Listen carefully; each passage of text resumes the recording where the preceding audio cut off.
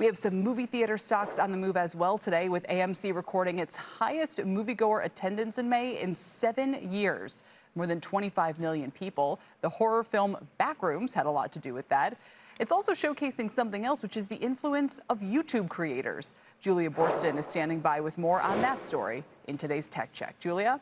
Kelly, a 20-year-old director with a massive YouTube fan base broke records to dominate the box office this past weekend. Backrooms cost indie studio A24 just $10 million to make. It grossed $81.5 million at the domestic box office this weekend, with 86% of ticket buyers under age 35.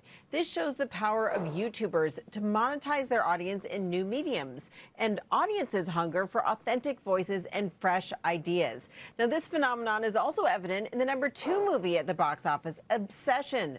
Released by Focus Features, it cost less than $1 million to make and has crossed about $105 million in the box office in its first 2 weeks. It's directed by a 26-year-old with a huge following on YouTube and TikTok. Now, while those two films soared, ticket sales for Disney's Mandalorian dropped 69% from its first weekend to the second weekend. Now, all of this reflects YouTube's power as the biggest media company in the world. #1 in streaming watch time for 3 years, ahead of Netflix, Disney, and Prime Video, with more than 2.7 billion monthly active users as of May 2026, according to Global Media Insights. And those people are watching billions of hours of video every day, according to YouTube.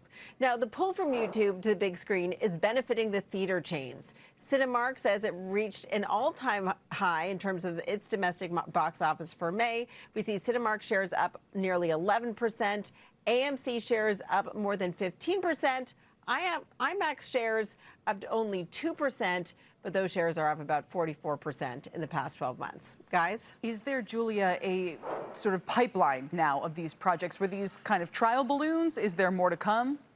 Well, I would say what's interesting here, Kelly, is that it's not like there was some strategy from YouTube to Focus Features to A24. This was not an industry-wide strategy. This is just reflecting what's happening in the culture.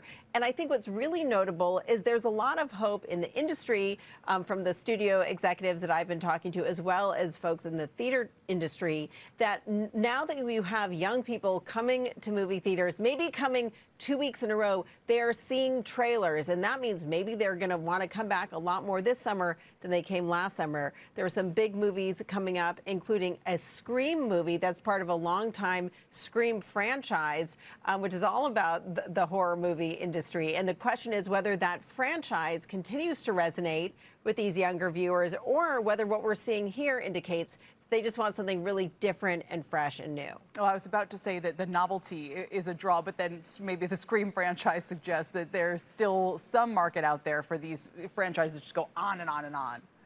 Yeah, we'll see. I mean, that's the question. Scream opens on Friday. Then we have a big Steven Spielberg movie opening a week later. There's a Toy Story 5 coming up. The question is whether there's a nostalgia factor, and all the young people who saw this movie as